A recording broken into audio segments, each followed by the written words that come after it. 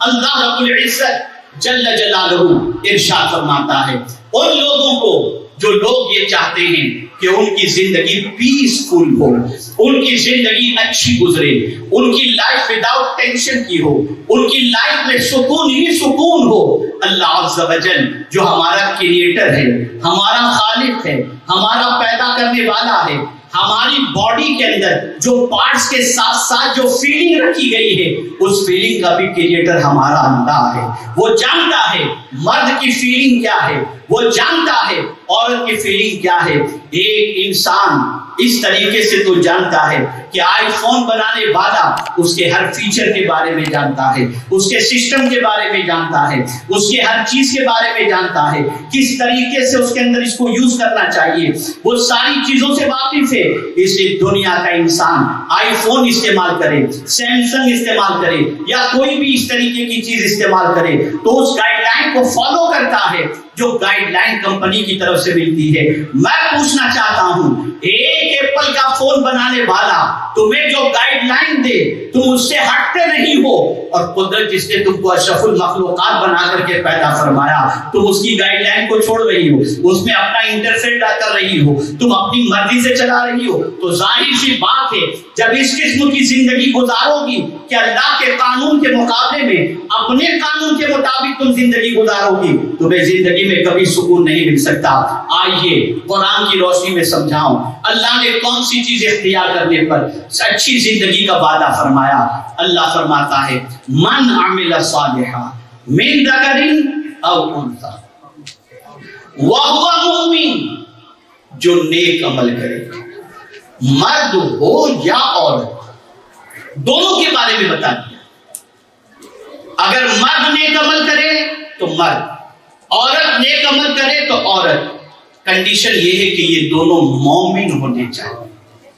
جب یہ دونوں صاحب ایمان نیک عمل کریں گے تو جزا کے طور پر فا کا لفظ آیا اور قرآن نے تاکید کے ساتھ فرمایا ضرور ضرور ہم ان کو پاکیزہ زندگی عطا کریں گے۔ گناہ کی وجہ سے پاکیزہ زندگی نہیں مل سکتی، اللہ کی نافرمانی کے اندر سکون کی زندگی نہیں مل سکتی، اللہ کے ارشاد کے خلاف عمل کرنے پر سکون کی زندگی نہیں مل سکتی۔ سکون کی زندگی ملے گی نیک کام کرنے کی بنیاد پر، سکون کی زندگی ملے گی عمل صالح کی بنیاد پر۔ اور یہ بات یاد رکھو زندگی دینے والی ذات اللہ کی ہے، وہ جسے چاہے جیسی زندگی عطا فرمائے، لیکن بہت ساری جگہوں پر اس نے کنڈیشن رکھی ہے۔ اے میرے بندے تو چاہتا ہے میں تیری مدد کروں، میری کنڈیشن ہے تو اگر اس کنڈیشن کو فلفل کر تو میں تیری مدد کروں گا۔ ان تنصروا اللہ ینصرکم، اگر تو اللہ کے دین کی مدد کرے گا اللہ تیری مدد کرے گا۔ اللہ اکبر۔ کنڈیشنز بعض جگہوں پہ رکھی گئی ہیں، اسی طریقے سے اللہ نے یہاں پر بھی فرما دیا اے میرے بندے اور بندیوں تم اچھی زندگی چاہتے ہو، میں تم سے وعدہ کر رہا ہوں میں تمہیں پاکیزہ زندگی عطا کروں گا، کنڈیشن یہ ہے بس تم نیک عمل کرو، تم نیک عمل کرو۔ بڑی معذرت کے ساتھ میں اپنی بہنوں سے عرض کروں گا، ہماری بہنوں نے یہ تصور کر لیا ہے روزے رکھنا، نماز پڑھنا، وظیفے پڑھنا، قرآن کی تلاوت کرنا یہی نیک عمل ہے۔ اللہ اکبر۔ میں جب صرف اسی کو نیک عمل سمجھنے والی ان بہنوں سے گزارش کرتا ہوں مجھے بتاؤ ان نیک عمل کی بنیاد پر تمہاری زندگی میں کیوں چینجز نہیں آ رہی؟ نماز بھی پڑھ رہی ہو، سیریل بھی دیکھ رہی ہو، روزے بھی رکھ رہی ہو، گناہ بھی سرزد ہو رہا ہے، میوزک بھی سن رہی ہو اور اس کے بعد تلاوت بھی کر رہی ہو۔ آخر یہ ساری نیکیاں تو اس لیے تھی تاکہ ان برائیوں سے رشتہ ٹوٹ جائے، لیکن یہ نیکیوں کے کرنے کے بعد بھی ان برائیوں سے رشتہ کیوں نہیں ٹوٹتا؟ وجہ سب سے بڑی یہ ہے کہ ہم نے صرف انہی چیزوں کو نیکیاں سمجھا ہے۔ نہیں، صرف یہی نیکیاں نہیں ہیں، بلکہ سن لو، اچھی طریقے سے سن لو، بہت ساری چیزیں ایسی ہیں جو کرنے پر جتنا ثواب نہیں ملتا اتنا بچنے پر اللہ ثواب عطا فرماتا ہے۔ آپ سمجھتے ہیں کرنے پر ثواب؟ اللہ اکبر۔ آئیے بچنے پر ثواب میں آپ کو بتاؤں۔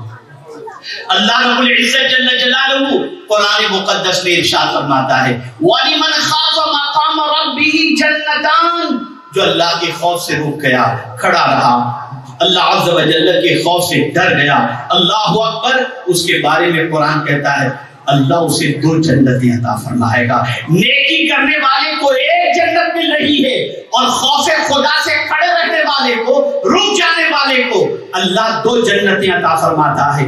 یہی وجہ ہے کہ تاریخ کے اوراق کو الٹ کر کے دیکھو تو آپ کو پتا چلے گا، جہاں نیکیوں کی کثرت نظر آتی ہے وہاں پر گناہوں سے بچنا زیادہ نظر آتا ہے۔ مجھ سے بیشتر حضرت علامہ مفتی قمر الحسن صاحب قبلہ مقدس اللہ العالی کا ان کے ذریعے ایک واقعہ آپ نے حضرت محبوب الہی علیہ رحمت الرضوان کی والدہ کا سنا، اور وہ واقعہ کیا تھا آپ جانتے ہیں؟ وہ واقعہ یہی تو تھا نا، بارش نہیں ہو رہی تھی، سب نے نمازیں پڑھی، بارش نہیں ہوئی، لیکن اللہ اکبر، بے پردگی سے بچنے والی اس خاتون کے دوپٹے کو لے کر اور اس کے ٹکڑے کو لے کر جب اللہ کی بارگاہ میں دعا کی گئی، اے اللہ یہ اس عورت کے دوپٹے کا ٹکڑا ہے جس نے کبھی کسی غیر محرم کو نہیں دیکھا، فوراً بارش نازل ہو گئی۔ یہ بچنا ہی تو تھا، یہ گناہ سے بچنا ہی تو تھا۔ یاد رکھیں، گناہ سے زیادہ بچو۔ آپ کو میں اچھی طریقے سے بتا دوں، میری بہنیں یہاں کی جو ہیں وہ اچھی طریقے سے، بہت ساری بچیاں سائیکولوجی بھی پڑھتی ہیں، بہت ساری بچیاں ایجوکیشنل ان کا اسٹیٹس بہت اچھا ہے، میڈیکل فیلڈ کی بھی ہوں گی، اللہ اکبر، وہ جانتی ہیں اور اچھی طریقے سے جانتی ہیں کہ آج ڈپریشن کا مرض بڑھ رہا ہے، آج اینزائٹی کا مرض بڑھ رہا ہے، آج اسٹریس کا مرض بڑھ رہا ہے۔ اگر آپ اس کا ریزن تلاش کرنے کے لیے جائیں تو بہت سارے ریزن دنیا کے سائیکولوجسٹ بتاتے ہیں، لیکن میں آج ایک ایسا ریزن بتاتا ہوں کہ دنیا کا کوئی سائیکولوجسٹ وہ ریزن کبھی نہیں بتایا اور نہ بتا سکتا ہے۔ اللہ اکبر، میں پوری دیانتداری اور ذمہ داری کے ساتھ عرض کرتا ہوں، ڈپریشن کا شکار، اینزائٹی کا شکار اور اسٹریس کا شکار گناہ کرنے والا ہوا کرتا ہے۔ جب کوئی گناہ کرتا ہے وہ ڈپریشن کا شکار ہو جاتا ہے۔ آپ اپنی زندگی میں کبھی بھی دیکھ لیجئے گا کہ گناہ کرنے کے بعد اگر ایمان آپ کے سینے میں ہے، طبیعت بے چین ہو جائے گی، نیند نہیں آئے گی، آپ حیران رہیں گے مجھ سے کیسے گناہ ہو گیا، میں نے یہ کیا کر لیا، اور آپ کے جسم سے قوت چلی جائے گی، آپ کے جسم کے اندر کمزوری پیدا ہو جائے گی، دل چھوٹا ہوتا چلا جائے گا۔ مثال کے طور پر اگر بہت زیادہ سمجھ میں نہیں آتی تو کلوز کر کے بات کو سمجھاؤں، میں آپ کو بتاؤں، آج بیوی کا موبائل جو ہے اس کا بھی پاسورڈ وہ بھی لاک، مرد کا پاسورڈ اس کو بھی لاک، دونوں کے موبائل ان لاک نہیں ہوتے، لاک ہوتے ہیں۔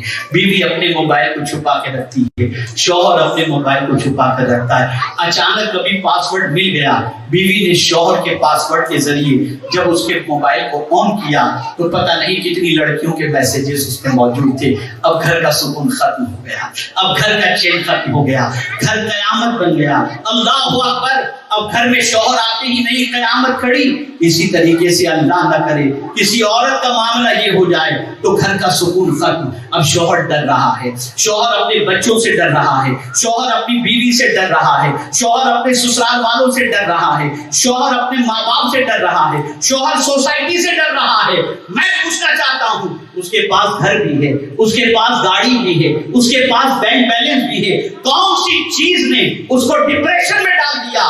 تسلیم کرنا پڑے گا، ایک گناہ نے اس کی زندگی سے سکون چھین لیا اور وہ ڈپریشن کا شکار ہو گیا۔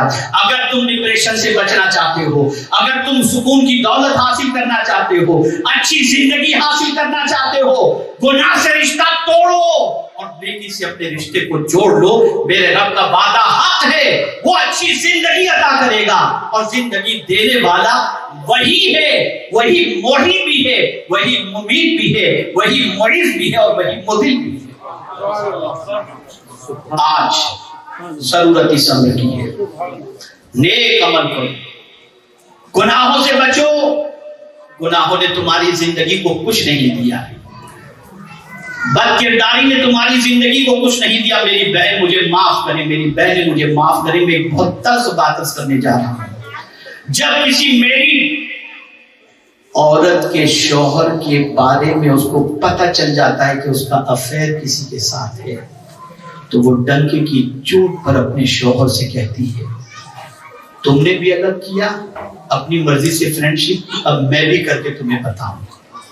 اور پھر اس کا قدم پھسلتا ہے، اور پھر الا ماشاء اللہ سب ایسی نہیں ہوتی، لیکن وہ بھی پھر بوائے فرینڈ بنانے کے چکر میں لگ جاتی ہیں۔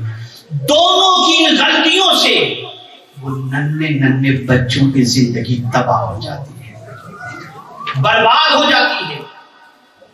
اے خواتین اسلام، اللہ نہ کرے صدبار نہ کرے، اگر تمہارے شوہر کے قدم پھسل گئے، قیامت میں اس قدم پھسلنے کا جواب وہ دے گا، اور تمہارے قدم پھسلے تو قیامت کے دن تمہارے قدم پھسلنے کا جواب تم کو دینا۔